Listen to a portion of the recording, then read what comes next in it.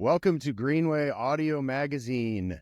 I'm your host, Tim Pickett, and with me is always his Brandon. Brandon, how you doing, bud? Am I interrupting something? Are you all right? I'm good. I'm not. I feel like a kid who just got caught by the teacher in class, like passing notes. I was actually texting our guest for today Who is to our let guest them today? know that we're going to be speaking to the infamous, the wonderful, the enigmatic Ari Fish. This is going to be a good discussion. You're not going to have to wait long. Okay. Well, today's episode is brought to you by Good Taste Edibles. I'm going to read their tagline because I love reading it. Actually, I don't even need to read it. Watch, it's top of my head as I look to the copy. Don't be a dummy. Eat a good taste gummy, 'cause a good taste gummy tastes good. Have you had them? They're delish. They're really good. I like the ones that we're promoting right now are the blackberry yuzu, which are actually my favorite gummies that they make.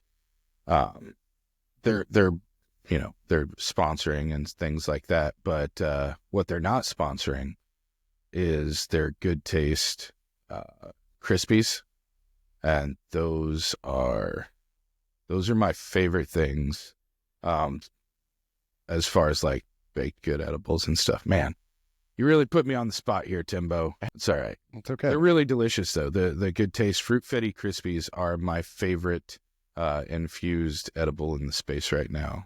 Okay. Hey, so today, let's talk about the January numbers came out for the industry here in Missouri. We did. Let's talk about those numbers. They went up? Sort of. Okay. So they went down from December, but December is historically one of the highest selling months every year. Mm-hmm. It's usually either one or two since the inception of the program going all the way back to 2020. But the really interesting part, despite it being a drop from December, was the fact that, now it's going to look like I'm reading straight off of this.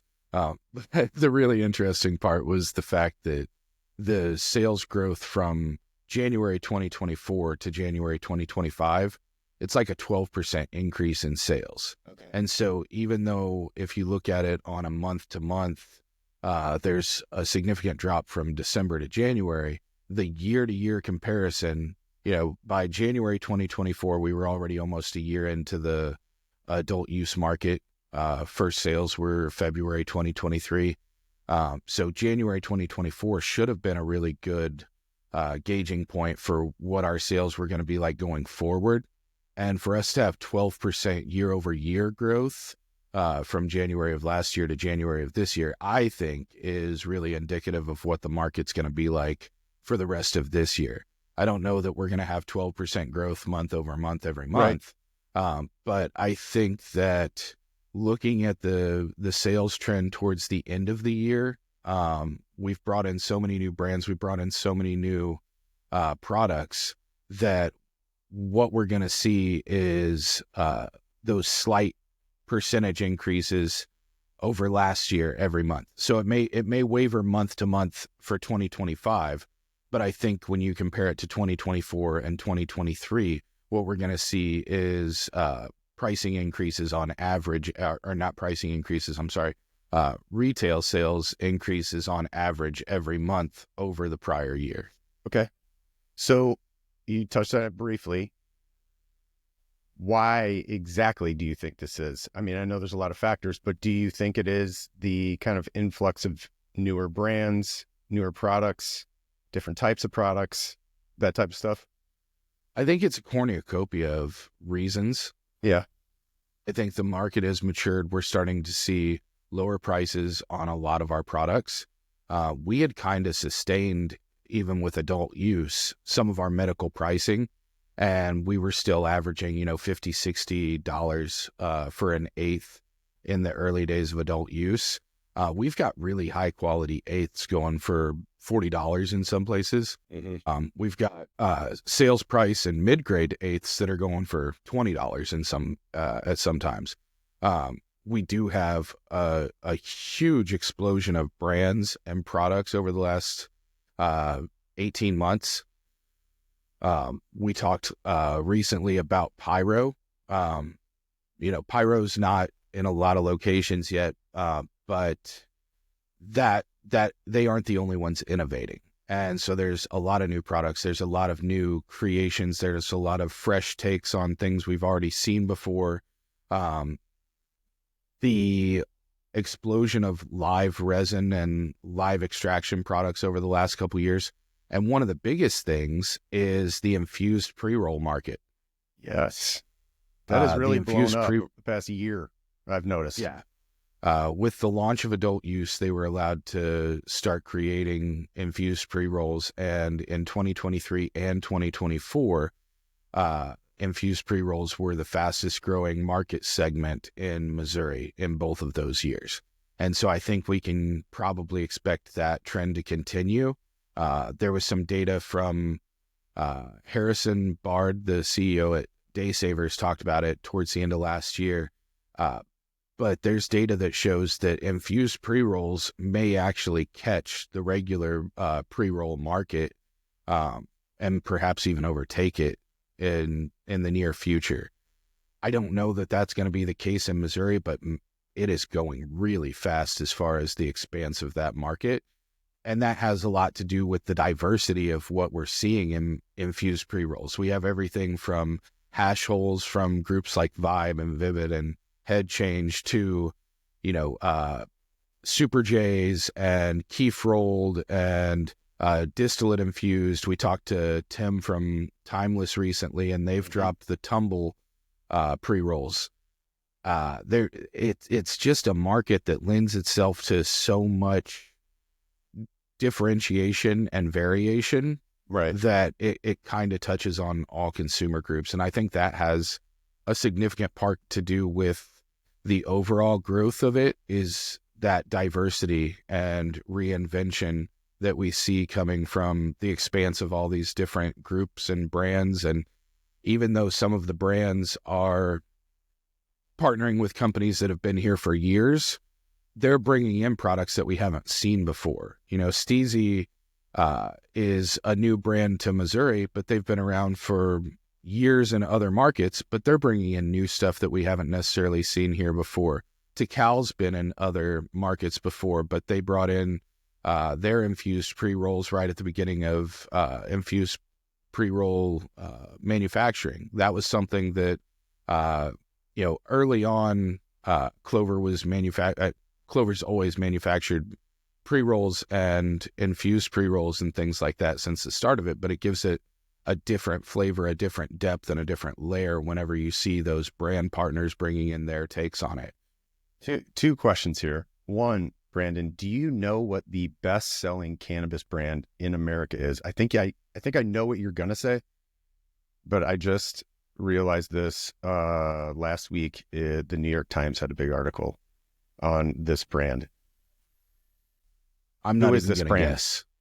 Is it Wana? No. What is it? STIIIZY. Is STIIIZY the biggest, the best-selling brand? I thought it was going to be Cookies, but I think Cookies makes more on their merch than their products, if I read that right at some point. I think that that's really interesting because I don't think people think of STIIIZY as being quite as big as it is. Right.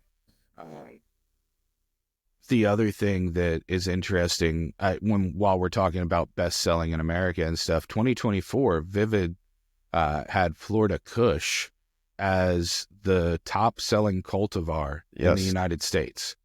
I think that's, number one, incredible. It justifies why they won best cultivar in 2024 and in 2025 from the Best of the Industry Awards with Greenway.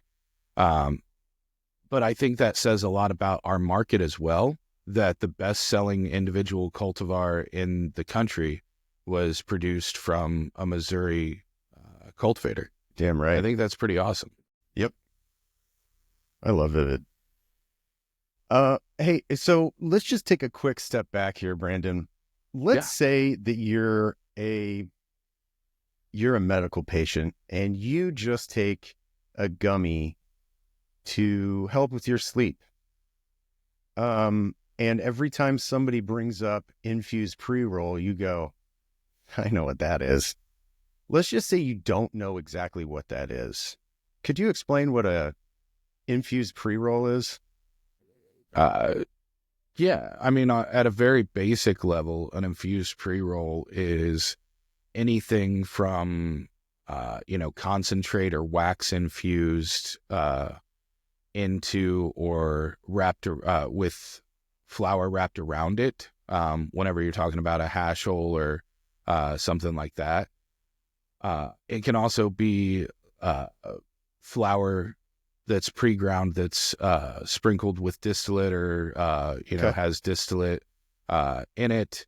It can be keef infused, even though keef is flour material. They consider that an infusion, especially if it comes from a different cultivar or a different grower, something like that. And so infused pre-roll has quickly become one of those segments like edibles, where it means a lot of different things. So what you're saying At is... the end of the day, it's a joint or a blunt. Right. So what it's you're saying more is than that. compared to your regular everyday joint or blunt, the infused pre-roll just hits different, as the kids say. It does not only hit different. I would liken it to vaping as far as the onset as well as the potency. It's much more akin to vaping than to smoking a regular joint or a regular blunt, because you're getting that concentrated THC. And so the delivery system is the same. You get the sensation and a lot of the flavor of that you would with a traditional joint, but the potency is much more akin to vaping or smoking concentrates. Got it. Yeah, that example of that person that I was talking about, thanks you for that explanation. I do have another interesting fact for you. I hate to be throwing all these questions at you, but this is extremely interesting. This is from the New York Times article from last week. Last year, the industry brought in $32 billion.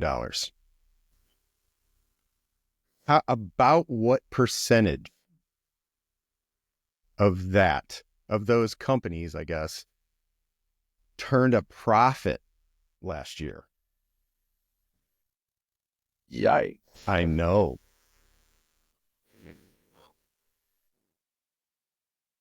I'll give you the answer. Please do. Because I was trying to think of what percentage of Missouri companies were turning a profit right now. Right. And I have a pretty good idea, but I'm not sure how that translates to national. Just about a quarter. Just about 25%. Isn't that crazy? That tracks. It is crazy on the one hand. On the other hand, and this is why whenever I see people that are like, lower the prices, and that's the repetitive call all the time, it's like, one, if you pay attention, prices are going down. You know, it's substantially decreased from where we started to where we are. We also started going all the way back to 2020, October of 2020. Our first prices were $65, maybe $70 for an eighth. We didn't start where some markets started. You know, in Seattle, whenever they first rolled out medical, they were paying like $50, $60 for a gram. And so on the one hand, it's completely understandable that people want lower prices because we all always want lower prices. But on the other hand, we are substantially decreasing prices, even as economically speaking, the rest of the universe in the United States is increasing prices all the time. You know, it's $6 for a carton of eggs now.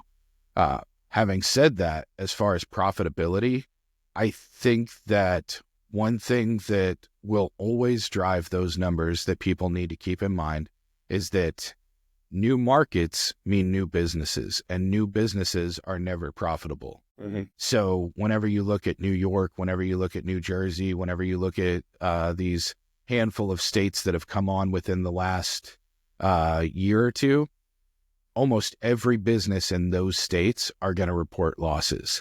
And so whenever we talk about only a quarter of the market being profitable, yeah, but how many of those businesses, are there 100 businesses in New York? And how do those compare to 100 Mm-hmm. businesses Sure. in California? But across the board, it's tiramisu, man. It's layer after layer after layer after layer. Because even in Missouri, we have two different reasons that a lot of these businesses still may not be turning a profit. One is reinvestment and expansion. Yep. There's a lot of that. You don't turn a profit whenever you're expanding and reinvesting into your company, because those come out as zero line items, or as negative line items whenever you're buying more and bringing on more people and onboarding and expanding and purchasing and acquiring. The other side of that is, in every state, for the most part, and especially federally, we don't have tax deductions the way that we should. Missouri is one of the outliers because on a state level, our businesses are allowed to deduct their taxes. And that's a huge difference over some other states. But still federally, all of these companies are not sheltered, not able to take the same deductions that you and I and the liquor store, or the tobacco store, or the delivery service, or what have you down the street is able to take. And I think it's really important in the grand scheme of things that we remember that cannabis businesses are still businesses. And if you're set up with roadblocks, not roadblocks, if you're set up with speed bumps. Yes. Because nothing's preventing you from going down the same road as everybody else, but you got a few more obstacles in the way, along the way. And that's one of the things that cannabis businesses encounter that a lot of other businesses don't. Yes, I agree. And I think, like, being in the industry, since we've been in the industry for so many years now, that number doesn't surprise me. However, and maybe you have this similar experience, when I'm talking to friends outside of the industry and mention that I'm in cannabis, first thing is, oh, are you a millionaire? Oh, my friend's going to be a millionaire, and you're like, dude, no, not there. There's those speed bumps you're talking about have been pretty big, at least on my side of the cannabis industry, on the marketing side. So it is interesting to see what the data says and listen to people outside of the industry, what they think it is. That's always kind of good. I was just going to say, to your point, the people on the outside of the industry think that everybody in cannabis, especially at a C-suite or higher level, and every business is profitable. Right. They also, I hate saying they because it's generalized, but in the same way that if you see someone on television and you meet them out in the universe, you assume that because they're on TV, they're a multimillionaire and they're rich and famous and all those things. There's a lot of people on TV that are making, a couple $100,000, maybe $1 million a year. Not anything to poo-poo at, but there's a vast disparity between making $1 million per year and making $100 million a year, or $20 million a year. And I think a lot of times people forget that about both individuals and companies. If a company in the cannabis space makes $1 million a year, but their average, delivery order is $25,000, and their average expenses each month are, $30,000, that over the course of year, that still puts them in the negative. $1 million sounds like a lot until you factor in how expensive a lot of things are, and that you're still paying a 30% tax rate and all these other things. We've seen since the beginning of cannabis, we have over 20,000 registered agents in the state of Missouri right now that work in cannabis, or that are legally allowed to work in cannabis in a plant touching facet. I've had so many people come up to me and be like, I'd love to work in cannabis. I'd love to work in a facility, man, just getting to be around weed all day. And you don't have to worry about, your supervisor being on your case and stuff like that. And I tell everybody, if you want to work in cultivation, you better be ready to farm, because it's an agricultural job. Yes. And agricultural work, most people in Missouri know. They either have done it or know somebody who's done it at some point. Agriculture is not easy, man. And there's not a whole lot of separation between a regular agricultural or a regular factory job and most cannabis jobs, either in manufacturing or in cultivation, other than it's cannabis. And there are pluses to that. There are also minuses. I know some people who haven't been able to refinance their home or refinance their mortgage because there were issues with their bank, because their checks came from a company that said cannabis at the end of it or something like that. Everything has pluses and minuses. The average dispensary worker isn't getting stoned and just hanging out all day. They're working a retail job just like everybody else that works in retail. Cannabis is a very cool market and a very cool culture. But at the end of the day, the people who are succeeding and the companies that are succeeding are working their asses off and treating it like a business. Just like any other business, any other industry. Yep. So before we get to our wonderful guest, I wanted to show you a couple very interesting fun facts that I found earlier this week on the Missouri Cannabis Trade Association's website. Check this out, because this kind of blew my mind here. So this is based on U.S. data for 2023. There's a ton of sources down here that this is probably a culmination of all those sources. U.S. marijuana sales compared with other industries. Regulated marijuana is above beef, dude. Beef. That's startling. Right? But not above Mother's Day expenditures. So that's good. Hey, and potato chips, and it's just under distilled spirits. That makes me happy. You got to make mom happy. Right. I'm sorry. Domestic movie box office is kind of shocking, but federal lobbying is. Shout out to all my federal lobbyist bros, because you're picking up the tab at dinner from now on. 4.2 billion compared to the regulated marijuana market, 32.1 billion. Also shocking to me as well, U.S. estimates for 2022 to 2023, cannabis employment. This is ironic, and I'm hoping that this is real, because it does look like it's from reputable companies here, but the cannabis industry in 2022, 2023, there were 420,000 employees in that industry. MJ Biz Daily does a really good job on their research and does a really good job on their fact reporting. And they put out a fact book that's been really valuable to the cannabis industry over the last several years. I will say I'm interested to explore that number further, because one of the things that we just talked about was there's 20,000 registered agents in Missouri right now.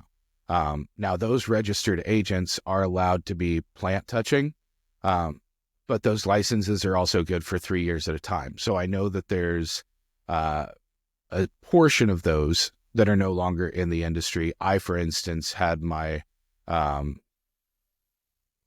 my agent ID license, and I believe it's expired at this point.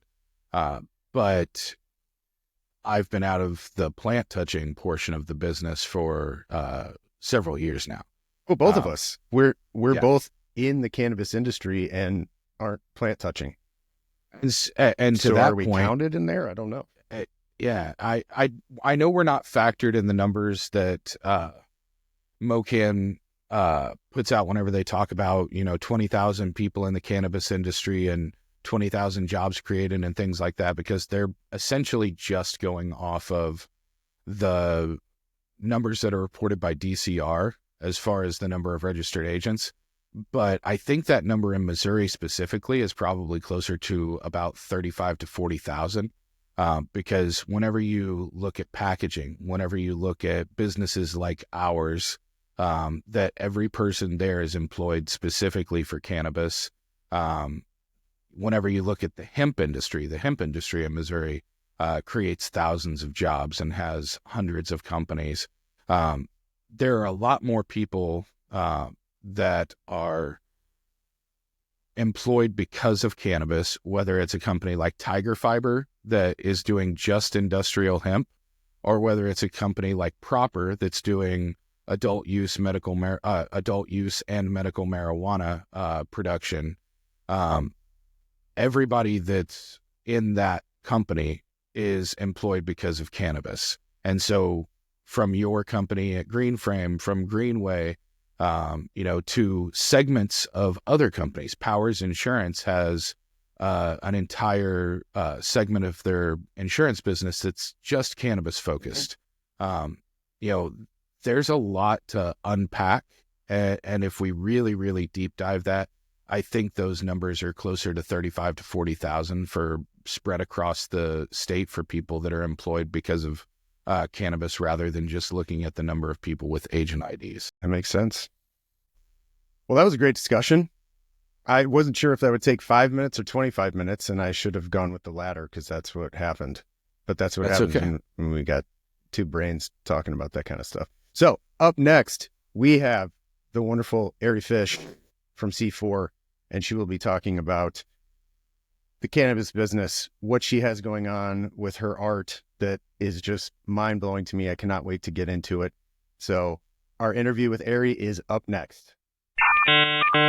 But first, when you demand the finest, every detail matters. At Teal Cannabis, they don't just create products, they craft experiences. From their expertly extracted concentrates to their carefully rolled pre-rolls and precision-engineered vapes, every product is crafted with the highest standards in mind. They believe in quality that speaks for itself.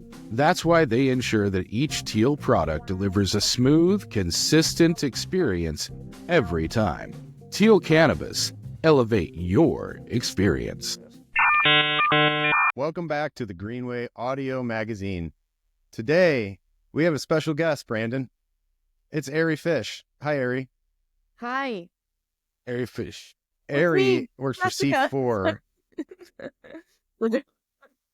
It's Ari from C4. Brandon, what does C4 stand for? Carroll County Cannabis Company. Boom. 4 C's. Ari is the marketing manager there, but she's so much more, and we're going to get into all of that. So, Ari, welcome to Greenway Audio Magazine. We're extremely happy to have you. Thank you for having me. I appreciate it and making time to kind of follow up on the article earlier. Absolutely. I was blown away by the article, so we wanted to get you on here and talk about all that is Ari as far as your work inside cannabis and what you do outside cannabis. But first, how did you get into cannabis? Like that is a question we like asking our guests because cannabis hasn't been around forever, so you had to come from somewhere. Where did you come from? I went to art school. That's how I got into cannabis. No, that's it. Okay. That's a joke. Well, no, I mean, I think everyone has a different path, but I really got involved in the industry in Missouri from organic food farming in Platte County. So if that makes it's a jump, but yeah, so I was focused on helping to manage a 100-acre farm over in Platte County, and prior to that was studying regenerative agriculture at KC Farm School. And I had learned about C4 because it was organic cannabis, and I was like, no way, that's cool. And then that position for the marketing manager opened up, and I was like, should I go for this? Because I was so involved in food farming, and I was like, huh. And prior to that, I was doing fashion marketing too. And so I was like, it might translate. So I reached out to them, and they were like, why don't you come to the facility, take a look around, you know, let us know what what you think. And so I visited Carroll County Cannabis Company and toured the facility and was completely blown away. And I was like 1,000% yes, I want to do this. And so we started working together in August of 2023, and I spearheaded their rebrand then when regulation came down on packaging. And so it was a convenient time to do a total overhaul with their brand and make it more in line to who they are and where they come from and their history. But prior to that, I mean, I was like in my 20s growing. I had friends that were doing hydroponic and just kind of studying hydroponic grows from 18 to 21. And then that kind of moved. I like started in cannabis, moved to food farming, came back to cannabis. Does that make sense? So Yes. So yeah. actually, you were able to do something I think most people can't do when they join a new company, which is you came from the farming, the organic farming side of things. So you could actually go in there and see their practices to make sure that everything was up to par and that the quality of the products that you were delivering were great because you had a background in that. So you could kind of validate it and say, okay, cool. Yeah, I will put my name behind this. And Yeah, because I think it's more of a challenge to grow. Side. Yeah, to grow at that scale. I was like, much respect when you come from like 100 acres. You know, I moved from 10 acres to 100 in less than 3 years, and then to see, you know, almost 20,000 square feet of canopy being grown and how C4 does it and their crew, which they've had around since 2020. So that's when you know they're doing it right from all ends, because I was working with farm workers in California and doing labor campaigns there. And so to see these the cultivation crew at C4 doing so well, and the retention rate was great, the facility was amazing, the people were family, I was like, yes, I can market this, I want to be a part of this, and put my name to it. So it's great. So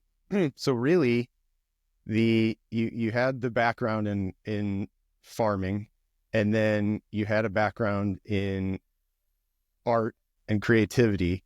And so you were actually able to kind of join those together in this new cannabis industry in Missouri. Yeah. And I think with everyone in the industry, it's like kind of like a Slumdog Millionaire situation. Is like, how do you know this? And it's like, well, right. this, and this. So it's not just my story. I feel like it's, having been here only a year and a half, you quickly realize that everyone has a unique story, but we all have these sort of plot points that are somewhat similar that bring us to the industry, and there's commiseration with those plot points, and reverence to the history of regulation in cannabis in the U.S. Yeah, absolutely. Yeah, it's great knowing that people, Brandon's talked about this before. He's like, if you're in accounting, if you're in insurance, come to the cannabis industry, because we need those talents. We need people from these outside industries to come in here to bolster the economy and bolster the industry here, especially in Missouri. So Yeah. That's a cool journey. Let's get into your art, your creativity, your influence, Yeah. in what you do personally and how it kind of translated over to what you do with C4. Yeah. Well, I wanted to, like, before we do a hard, move on to that subject, there's a lot of overlap. And like, Brandon, you and I have talked about this before. It's like one of the only industries, like when you go to MoCan events, and the conventions where you're in the same room as from like the cultivation, marketing to owners to CFOs to, and it's very similar in the art world too, where you're in the same room, of like from the artist to, the head of the Kemper Museum or whatever. It's like everyone's kind of on this sort of everyone's accessible, which is, I think, different than a lot of industries. Yeah, Ari, that's how I met you. Yeah. Is on the floor of one of those events. Of MoCan? Yeah, and we started geeking out about design. We started geeking yes, out about design, but really it was about business, because when I first met you, and I know you covered Green Frame last time, but I was like, dang, this is an amazing business model. I mean, I could talk business. Oh, thank you. Forever. I thought I was blown away by what you're doing with Green Frame. So, well, thank you. And yes, we did talk business. It's nerded cool. out. It's cool when those things intersect. Yeah. You like what you're interested in and what you do during the day. Yeah. A lot of people don't have that. Don't have Yeah. that luxury.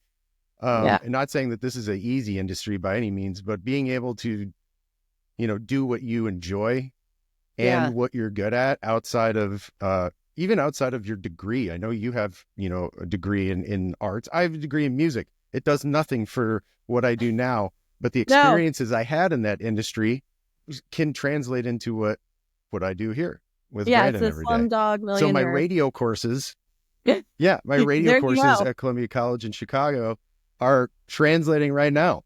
Yeah, absolutely. Well, absolutely. And we talked to Tim Guchenritter from Timeless recently, and Tim Pickett, Tim Guchenritter, and I, Joey Pentozzi, who is at Belief, we all come from music and hospitality backgrounds. There's other people in the industry that come from music, but in the same way that we all kind of relate to each other through art, Tim and Joey and I all kind of relate to each other through our music background and some of the things that we've done in the music industry and things like that. They were much more successful than I was. I was very low level and things like that, which is kind of my history with most things, is being like not a jack of all trades, but like a 7 of a lot of trades and a master of absolutely none.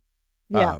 But the same thing that you were talking about the accessibility, I think part of the reason that the cannabis industry has so much accessibility is because there's such a blend of people who come from different backgrounds, have different skill sets, but have all these different intersects. And it's really like the ADHD kid that was low achieving but high functioning of industry. Because it's all over the place. It has all these different interests, all these different intersections and things that intertwine and wrap around themselves and circle back. And you don't really understand how vast and far-reaching the makeup of the industry is until we have conversations like this, where last week we related to this person. This week we relate to this person. Art, fashion, music, culture. Fashion ties back to Timeless. The original, the founders of Timeless came from streetwear and fashion design and stuff like that. That's one of the reasons that they're such a driving force for like cool merchandise and thinking outside the box and stuff. To Tim's prior conversation, whenever you look at a person like Miles McCurdy, that's working with Agrigenesis and has been doing some of their branding and design and stuff. He's been all over the place and has a history in big marketing and things to that effect. his predecessor, Angela Morelli, came from fashion. She was one of the driving forces at Converse back in the 90s. She's the one that brought in Dennis Rodman. And, so there's so many intersections. And one of the things that I've talked about, we love Dennis Rodman here. We do. But one of the things that I've talked about a few different times is cannabis is one of those industries where we've got two people with degrees on this call, and we've got one person that's been to like 4 different colleges and been in 6 different programs. And you guys wasted a lot of money. No, I'm just kidding. Yeah, I mean, you're the one that put all this together. We could talk about that. That's a whole other podcast. So you're self-short, bro. Yeah. Go to trade school. So, yeah. So Ari, Brandon touched on this, but your background in fashion, I was reading that you were a contestant on Project Runway. Is that true? It is true. It's funny because I'm like, how much can I talk about it now that what's his name? Weinstein is in jail. I got sent directly from Harvey Weinstein a big reminder of my NDA hand signed that he was gonna like basically sue me to pieces if I ever talked about my experience on Project Runway.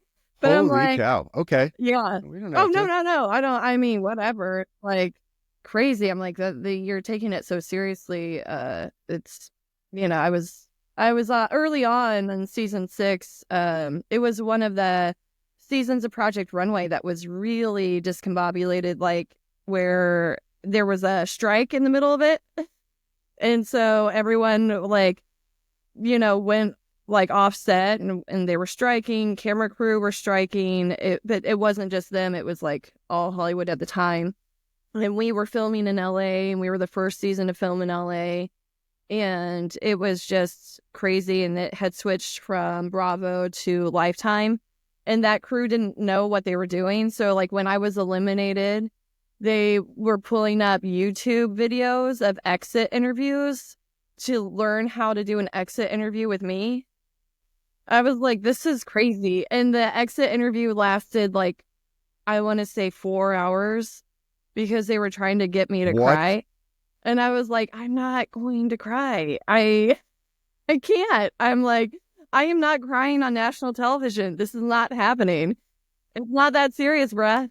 But yeah, so I filmed Project Runway in 2009, and it didn't air until, was it 2010? Maybe I filmed it in 2008, but there was a whole year between when it was filmed and when it aired. So I looked like a totally different person when I came back, and they were like, what? I would imagine. We all did, but I'm still in communication with a majority of those contestants, because you're really trauma bonded. Like when you're eliminated on Project Runway, at least back then, you were like sequestered is what they called it, but you couldn't go back home. So you were like, everyone else was filming, and then you had to like stay in like an apartment, an IKEA apartment below them, and for the duration of filming. So it was like 6 weeks plus, where I'm just like sitting there, and then people would like eventually add into my apartment when they were eliminated too. But we all had to travel together like a little flock, because they didn't want the press knowing who was eliminated. So we all had to act like we were still contestants. And then I had to film, I'm talking a lot, but I had to film my my promos after I was eliminated. And so like I like went so hard. I like got fake eyelashes and was like, like total beat face, like makeup, and I'm coming in, but the Brandon and I talked about this, like, I don't know if you watch 30 Rock, but like Liz Lemon has her own show, and she's like filming the promos, and Alec Baldwin's character is like, what are you doing with your hands? And like that was, I was so nervous and so like over the experience that I couldn't even get through the promos appropriately. But yeah, I was a long story short, to answer your question, I was on Project Runway the first season when they switched over to Lifetime, and the only season that they filmed in LA. And it was like one of them. I got eliminated on one of the most watched episodes in the history of this series, which was Wow. And I had only been designing clothes for like a year and a half, and they had found me from articles in Kansas City, like the pitch, and they were like, you should apply for this. And I'm like, what? I don't, that feeling that you get in your life where you're like, if I do this, I'm gonna get it. If I go for this, I'm gonna get it. And I had that feeling and that trepidation where I was like, oh, if I actually apply for this, I'm going to get it. And do I want it? And then I got it. And I'm glad I did it. The people that I met there were great. The crew was great. But it was wild. And it's something that has affected me for my entire life after that, because you have no control over how you're perceived. Like, you don't have any control over editing. And so they were like, it's funny because if you Google me, there's like photos of me doing a handstand, and then they made it look like I was doing handstands while everyone was sketching, which wasn't the case. We were all doing like handstands because we had to wait so long for the van to take us to the fabric store. So we were all like, and then they like spliced it, and they were changing the clocks because the strike, the film crew couldn't film that long. So they were like changing the clock times. I'm like, real talk. Wow. Like, or not. I don't know how long that NDA is with Mr. Wayne. Spill that tea. Yeah. Spill that tea. Right, but it was surreal, and like the talent there was awesome. The people were genuinely, the contestants were great, like just great people, and to have gone through that experience with them and kind of have that commiseration with them where you're like, oh my God, it's so niche to go through that sort of, I don't want to say trauma, but it is very traumatic, I think, for a lot of people to be on film in front of like 6 million people, at least for me, like, and then being eliminated in a art form that I had only done for a year and a half. Like, I was like, I just want to go back home to Kansas City. But yeah, that was Project Runway. So that was like 2010 and then 2011. But yeah. Wow. I was always curious. You see when those people get eliminated that, if the camera goes to the rest of the contestants and they're devastated and everyone's crying and hugging. And I was always curious if that was real. But I guess when you say trauma bonding, I assume it is real. It's very real. It's very real. And then there were like celebrity judges that were so good. Like Christina Aguilera was just like so sweet and so nice to the contestants. And then there were some judges that were not. And then there was and Tim Gunn is like the real deal. It's not like a Hollywood thing. He's like very much a professor. He, came from, I think, Parsons, and it shows, and he like genuinely connected with the contestants. You can see his background in education. And that's cool. He was great. He was really great. That's really neat. So okay. Stop being nice. Talk more shit on people. Yeah, I know. I'm like, well, there's some people that do. No, that's cool. Yeah. This one dude I hated. Yeah, I know. It's cool to get the inner You're not gonna break me. I'm not here to make friends. So fast forward to, now you've done some organic farming. You're still doing artwork. Now you're in cannabis. Yeah. You still do artwork outside of cannabis as well. Yeah. Right? Yeah. Always. I have to. Let's talk about that. I want to pull some of this up too, because it's mind-blowing. Yeah, so right now I'm currently focused on hand-painted signs, I've always been chipping away at this 10 Temple series where it's a full scale floor to ceiling and multimedia installation of a gallery. But right now it's to satiate my sort of, hi, it's me. It's you. To satiate my sort of like need to create, and like the time that I have, I'm working on signs, and my partner and he and I will sit down and paint for maybe 10 hours straight. And it's nice to have someone that you can like have that sort of working studio balance and relationship with. And yeah, I'm like looking at them. I'm like, damn, that looks good. I'm like, It's so I good. really like that piece that I did. So good.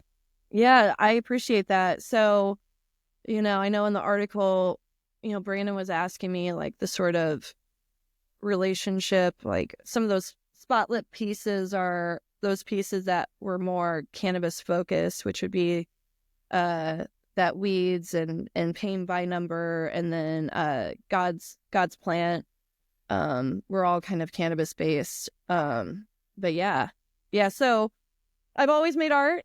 I've always tried to prioritize it. It is, if I think you all have this too in different ways. We're very similar. Like you have to have another passion in order to have a balanced life where you're not completely engrossed by your work all the time.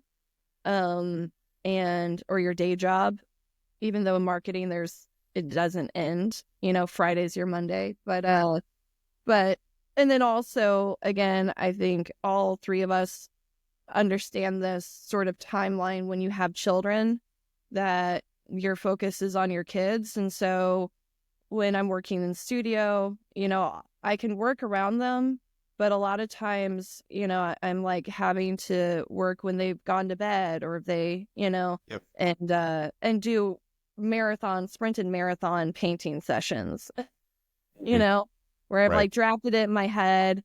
I'm ready to go, like chomping at the bit.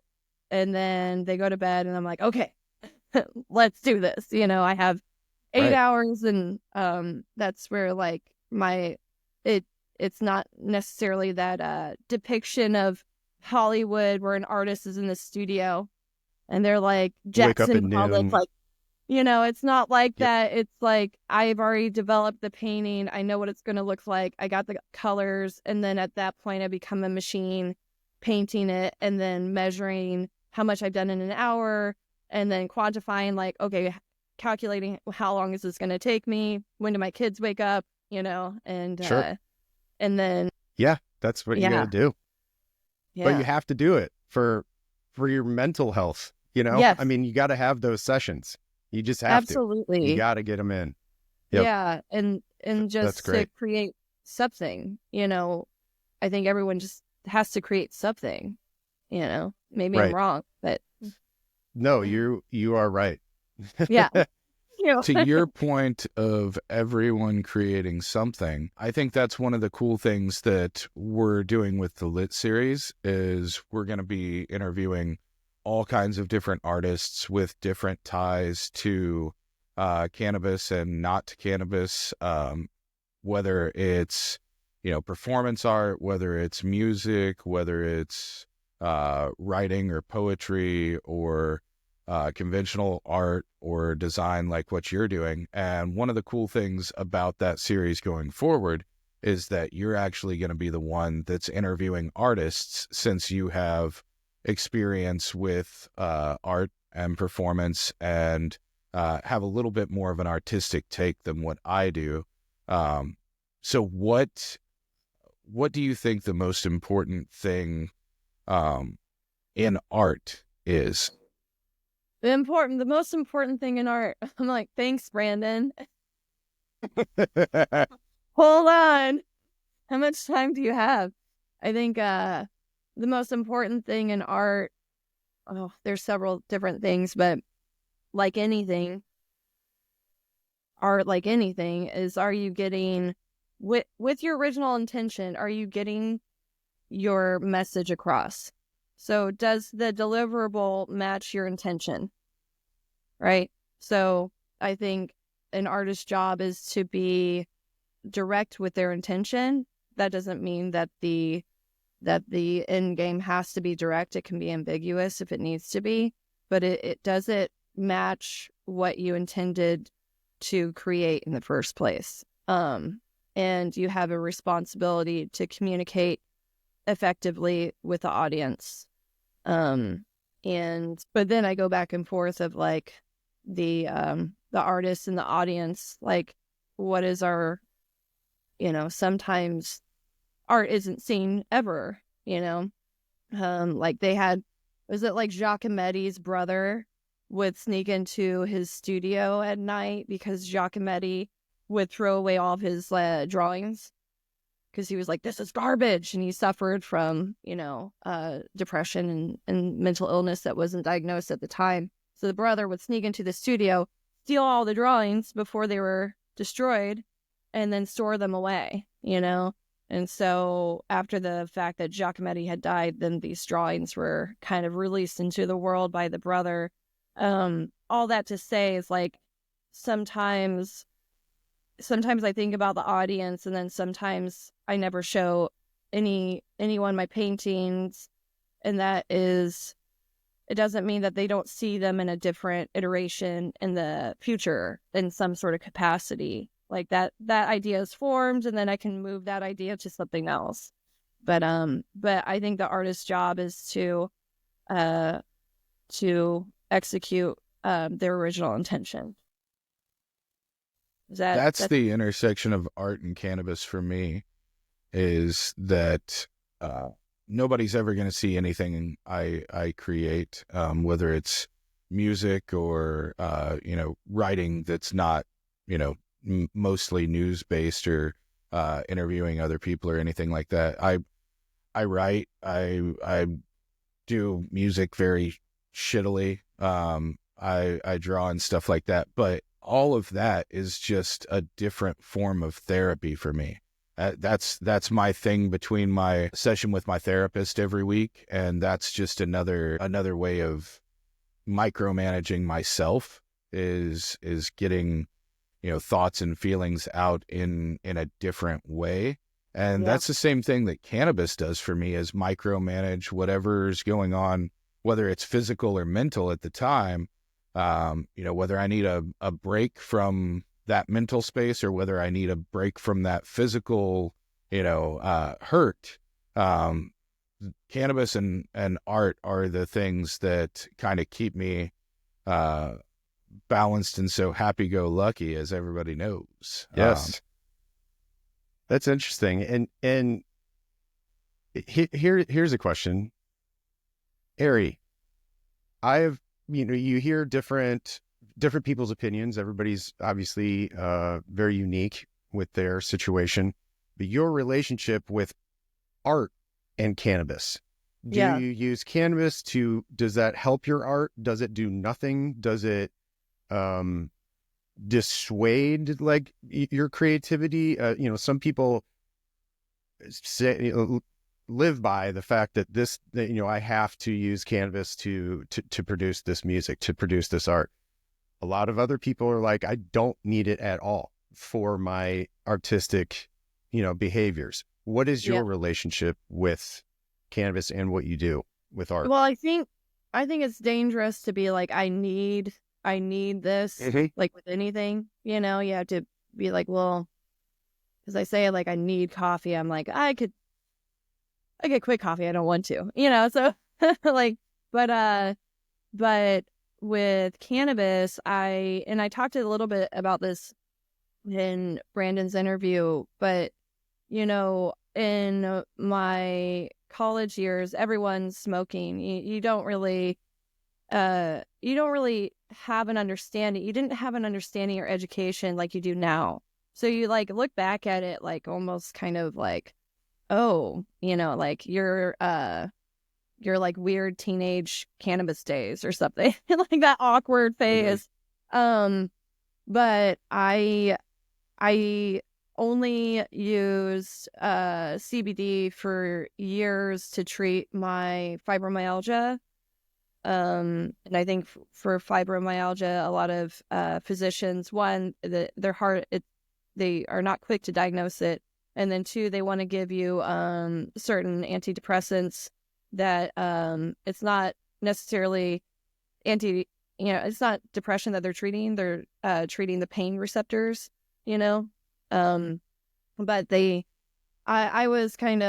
I lucked out with a really good specialist that was like, you can have your medical card. It's medical now. Like, we can sign you up. She was very much team cannabis to treat fibromyalgia. So I, as a mom, don't cross my parenting duties, with cannabis, but there are certain strains that I know, like, an experience, like, and I talked a little bit about this in the interview, but like orange cookie Kim, there are certain terpenes that really like numb the pain and then allow me to focus. And I think a lot with fibromyalgia, you have, like, even right now with the weather, of all over pain, but something like a lot of the Kim strains are really good for focus for me, and to really like sit down, numb the pain, and then be able to kickstart working like on a painting for 8 hours, even though it's not going to last that long. But it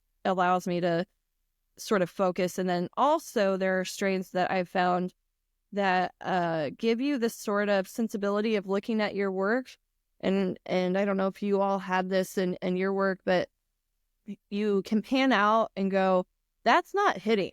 Like, sometimes our ego will go, this is fine, this is great, you're done. But really, you're just like sick of looking at it, or you think you're done and it's not done. And I think there are certain strains and terpenes that interact with us or alchemize with our chemistry that allow us to look at our work without an ego. So you can come back and edit it and go, I need to fix this. And there's no hurt.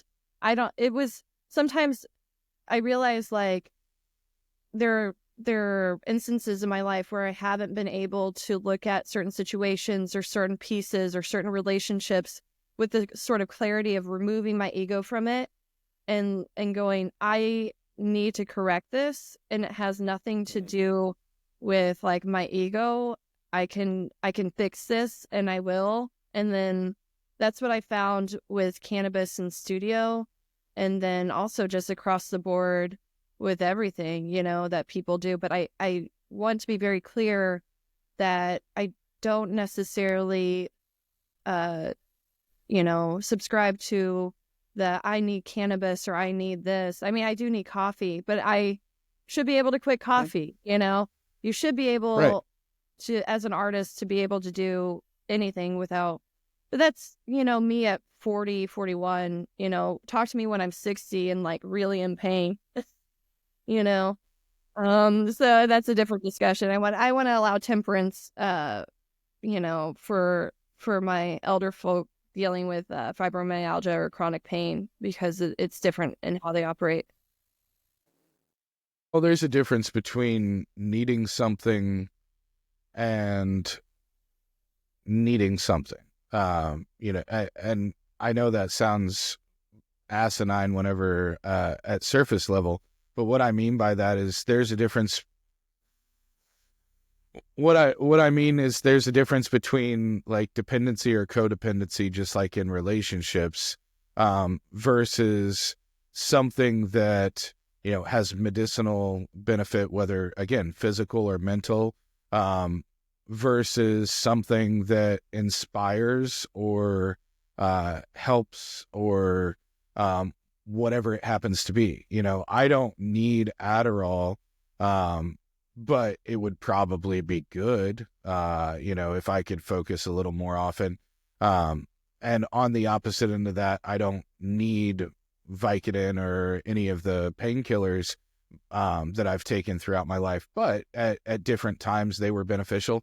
I haven't used a painkiller I have a 15-year-old son, so in about 13 years now. And for 10 of those years or more, it was really just me white knuckling it through the day to day. and sleeping like shit and feeling like shit all the time, because of all the physicality throughout my life. And whenever I got my medical card a couple years ago and started using cannabis on a regular basis and started really exploring cannabis, I realized that the things that it does for me are beneficial on a day-to-day level in a way that I didn't expect it to be. Full disclosure, I was Tim and I have had the discussion. We were DARE kids. My mom was a drug rehabilitation counselor. Y'all were. Mm-hmm. I'm like, cheers to DARE. Cheers to DARE. They taught you everything about. I never expected it to be something that I would use on a very regular basis, even as I was getting into the cannabis industry and things like that, because the way that I got into the cannabis industry was seeing the impact it had on people with symptoms so severe that I didn't equate them to any value for me. Whenever you look at Charlotte Figi not having seizures, whenever you look at someone with Parkinson's not shaking and tremoring, whenever you look at someone with cancer being able to eat, I none of those things were. That's a million miles away from me. Like, I don't need that. But in my head, it was okay that people were prescribed opioids and people were prescribed prescription pills and stuff. And once I finally got over that hump, and figured out that cannabis is not a one-size-fits-all solution for everyone, but cannabis does have that universal ability to treat every individual in a different way. Sometimes it's for the better, sometimes it's not. I mean, I've met people that, for whatever reason, cannabis doesn't sit well with them. Maybe it makes them sick, maybe it makes them nauseous, maybe it makes them too complacent, or makes them get distracted. I'm one of those people that if I smoke a joint in the middle of the afternoon, I'm probably going to go on a 5-hour rabbit hole whenever I should be writing or something like that. But if I have something like distillate where it's not whole plant and I'm just getting the THC that I need for pain relief, that it treats in different ways. And I do think that it's one of those, like any other medication, it hits people differently. It suits different needs. And the more you learn about it, the more you understand the different parts of the plant, the more you understand cannabinoids and terpenes and your endocannabinoid system. And that if you smoke something at 5 a.m. on a cup of coffee and nothing else, that's the exact same cultivar, the exact same consumption method is going to hit completely differently the next day whenever you smoke it at 5 a.m. after you've eaten eggs and oranges and apples. And, it's all about what your body needs in that moment, what the endocannabinoid system needs as far as those cannabinoids and terpenes. And so you can have different experiences with the exact same product, the exact same consumption method. And that's one of those things where the more educated we become as an industry and as consumers and as patients, the farther along the path we go. And whether it's medicine as a medicinal product, whether it's as a recreational product, wine back in the 80s was something that rich people had at dinner. In the 90s, it became, kind of a sonic boom for the wine industry. And then through the late 90s, early 2000s, it was, soccer moms and Wine Wednesday and stuff like that. 1 o'clock. Mm-hmm. We learn more and we grow more, and it opens up the doors to more people. And the more we know about things, the more educated we are, both as consumers and as the educators to consumers as an industry. the broader that appeal becomes, because we don't have to act like it's a one-size-fits-all solution. We can, the more knowledge we have, we can tailor that for each individual. Where's the like button? Is there a... Just kidding. No, it's so true, and I think that's why the role of the bud tender is very important too. You know, you can order online, but you're like, you know, go into the dispensaries and talk to the bud tenders, and they know. And you're exactly right. There's so many different methods of consumption, and there's so many different treatments, but everyone's chemistry is different. And you know, there's like a whole sort of world of like starting to document or journal your cannabis journey to understand what terpenes work for you and what sort of cultivars work for you, and then bringing that information, kind of volleying back and forth with the bud tender every time you go in there and say, well, this didn't hit right, I'm wondering why. And like you said, Brandon, it's like a different experience on an empty stomach with coffee than it is on with eggs, and you know, at a different time. And so, you know, having those sort of having those resources of bud tenders, really good bud tenders at these dispensaries, is so integral to people's journey in cannabis. Mm-hmm. At some point, I want to change the name of bud tenders to Cannabis Concierge. Yes. Like yeah. Trademark, copyright, register. Yeah, there you go. I think it's great. Well, Ari, thank you so much for joining us. This was an amazing conversation, went as well as I thought it would go with the three of us. So thank you for that. Thank you for your time. Thank you for sharing these stories. Thank you for everything that you do. And also thank you for the diligence that you and your company put into the thoughtfulness of your production. You guys are one of the only clean green certified organic companies in the space right now. And I think it's really cool to see cannabis progressing towards being more environmentally and sustainably conscious. And I think you guys are one of the driving forces behind that, along with companies like Robust and Cannabis Inc. I love to see companies that are focused on their carbon footprint and their environmental contributions.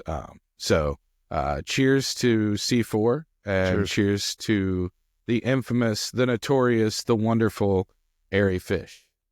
Thank you, Ari. Thank you for having me. Thank you. I appreciate you both and what you're doing. Thank you. You got it. Thank you, everybody, and we will see you next week.